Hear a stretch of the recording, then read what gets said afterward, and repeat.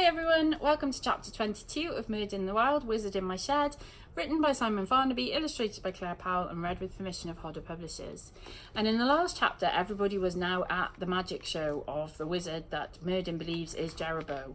But Rose has spotted that perhaps the wizard might not be all that he seems. So, chapter 22, an audience is dazed and the curtain is raised. The audience was still cheering as Rose regained her hearing. Jerebow the Great, the eagle, had thrown a smoke bomb on the floor. When it cleared, he transformed from an eagle into a man in a normal magician's outfit of black suit, white shirt and dicky bow tie, topped off with an annoying blonde quiff. He took a bow. But Rose was watching even closer this time and saw the eagle outfit disappear through a tiny trapdoor in the stage, along, she thought sadly, with Merdyn's hopes of finding his way home. "Merdyn," she whispered, "I'm so sorry, but I don't think this is the guy after all." "Of course 'tis him. Just look at him," Merdyn hissed back. Reader, you would concur if you could see him. He looked exactly like the Jerebow we met in chapter 1. "Now be silent. I need us to concentrate. His powers have improved greatly. This will be even harder than I thought it." "And now," announced Jerebow the Great from the stage, "I would like to ask for a brave volunteer." Merdyn glanced at Rose with a determined look in his eyes. "Here we goeth." He started to rise to his feet. Rose pulled him back down. "Don't do this, Merdyn. Can't we just go and talk to him later backstage?" she pleaded. "Thou do not knoweth Jerebow," he said. "The time for whiffle-waffle has passed. There is only one way to solve this. Wish me luck." Merdyn got to his feet and shouted towards the stage, "I shall volunteer it, sire." "Lovely jubbly," enthused Jerebow the Great. He peered into the crowd to identify the brave soul. "What's your name, mate?" Merdyn thumped his staff upon the floor and shouted, "Trillium Pumus Leviatus." This sent whispers through the crowd like wildfire.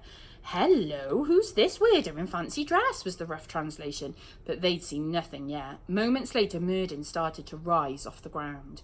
The audience was baffled. "Uncle Martin!" shouted Susie in bewilderment too. "What on earth are you doing?" She knew he'd become a bit eccentric since his accident, but now the ex-racing driver from Aberdeen was floating fully 2 metres in the air without the use of wires. Chris and Shakir, on the other hand, were really enjoying it. They knew Merdyn's true identity, but the reveal to the rest of the world was proving even more dramatic than they'd expected. If they hadn't run out of sweets, the moment would have been perfect. "Sit down, Martin," Rose's mum continued to implore. "You're making a fool of yourself." "My name is Merdyn the Wild," Merdyn announced with great gravitas. "The greatest warlock who ever liveth." "Who?" said Jerebow flippantly. From the stage, he still couldn't see the volunteer, as the bright theatre light shone in his face. "Do I know you, mate?" "Oh, thou knowest me, all right," Merdyn continued, as he floated towards the stage. "And those who knoweth me do bow down before me." The audience began to think Merdyn was part of the show, like the gamekeeper, but they were pretty unimpressed with his flying. "Oh, he's so slow," said one spoiled child. They'd, after all, just seen an eagle zipping round the room faster than a jet fighter. Rose couldn't look. She caught her mum staring at her, though. "Did you know Uncle Martin could fly?" Susie asked angrily. From the stage, Jerebow the Great could finally make out the figure of the scruffy warlock slowly floating towards him, and he could hardly believe his eyes. He wondered if it was a rival magician come to torment him. "Call security," he whispered in panic to a technician at the side of the stage. Moments later, Merdyn landed gently beside the performing magician. Ever the professional, Jerebow smiled at the crowd. "A big round of applause for Merdyn. What was your name again, pal?" "Do not pretend thou don't knoweth me, thou coxcomb, thou crook-nosed rakefire, thou snake with 2 faces," bellowed Merdyn. Jerebow had experienced weird volunteers before, but this one was the full fruit and nut cake. He looked anxiously to the side of the stage again. To his relief, he saw 2 burly security guards waiting for his signal. "Thou wilt suffer for what thou hast done to me, thou piece of caffaldadak." "All right, enough's enough," thought Jerebow the Great, and he nodded to the security team. When the 2 burly guards rushed onto the stage, Rose knew what was coming next. Sure enough, Merdyn turned on his heels, waved Thunderian through the air in a figure of 8 and cried, "Galida glacia frostolola!" Quick as a flash, he trapped the guards inside solid blocks of ice. The poor gods were frozen in a running position, which made them look like cartoon characters. Rose could just make out their terrified eyes darting from side to side, wondering what on earth had just happened. The crowd gasped like they'd never gasped before. Whether this was part of the show or not, it was brilliant. "What's he doing now?" cried Susie. Would you like me to call for backup?" said Sergeant Murray. "Turning people into solid blocks of ice is definitely a crime under Section 34 of the Grievous Bodily Harm Act." Rose's mum didn't know what to say. She'd never had a member of the family encase someone inside a block of ice before. "We need to get onto the stage," Rose said, "now." Rose and her mum started shuffling their way along the row of seats. It wasn't easy. By now the entire audience were holding their phones in their outstretched arms, recording the onstage spectacle. The crowd's enthusiasm was not shared by Jarabo the Great. I don't know who you think I am," he stammered as Merdyn strode menacingly towards him. "But I'm a black belt in karate. If you come any nearer, I'll be forced into attack mode." And he held up his hands in a karate pose. The magician's words rang hollow, however, as everybody could see his hands were shaking like leaves on a very blustery day. Suddenly, 2 more security men rushed on from the other side of the stage, but were stopped in their tracks as Merdyn unleashed 2 enormous glowing fireballs from his fingertips. Pow, pow! The guards ducked behind a props table, which the fireballs then hit, incinerating a top hat, a dozen pack of cards, and a bunch of fake plastic flowers. Chris and Shakya, who'd stayed in their seats, were having the time of their lives. "I told you he could do fireballs," enthused Chris. Finding himself alone and with his security guards out of action, Jarabo the Great abandoned his karate charade and decided to make a run for it. He figured diving into the audience was the wisest thing to do, as he could get lost in the crowd, and Merdyn might accidentally hit a member of the public instead of him. He ran full pelt towards the front of the stage, but Merdyn was too quick for him. He pointed Thundarian and shouted, "Anima chikagatis!" Electricity crackled through the air, and in the blink of an eye, Jarabo turned into a chicken. Wuk, wuk, wuk, wuk, wuk. Not known for its flying abilities, the chicken flapped and squawked at the front of the stage, trapped by the footlights. The audience went ballistic. They'd never seen anything like this before. The chicken flapped for the side curtains. Wuk, wuk, wuk, wuk. Merdyn quickly cast another spell.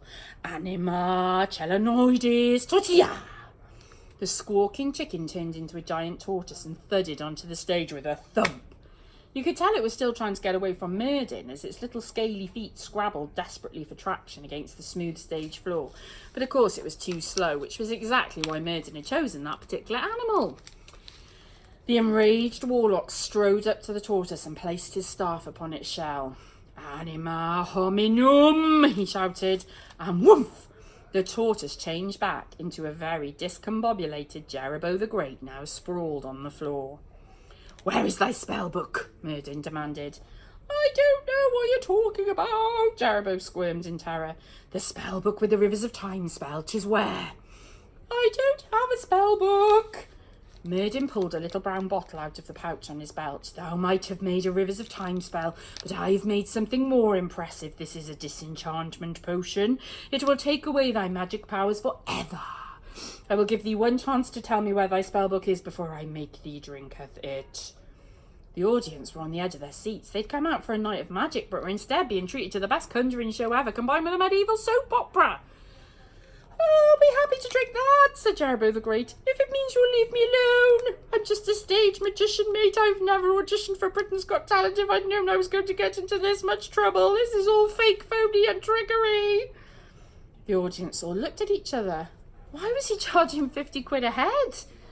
Merdyn was surprised by Jarabo's tactic too, for very different reasons. The man he knew would never admit to being a fake. It must be a trick. "Thou liest! Thy spellbook, last chance. Tell me or die." He thrust his hand towards Jarabo.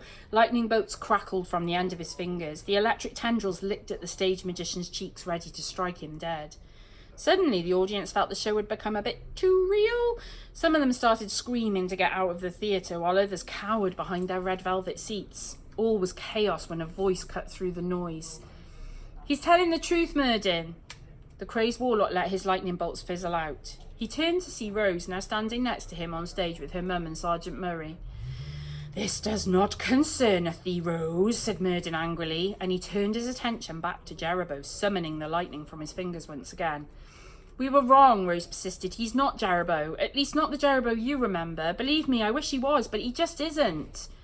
He must be. The spell book, I needeth it. Rose reached out with both hands and grabbed the black drapes at the back of the stage. They quickly tore from the scaffold and fell to the stage floor, revealing to Merdyn's astonishment a network of pulleys, ropes, wires and levers.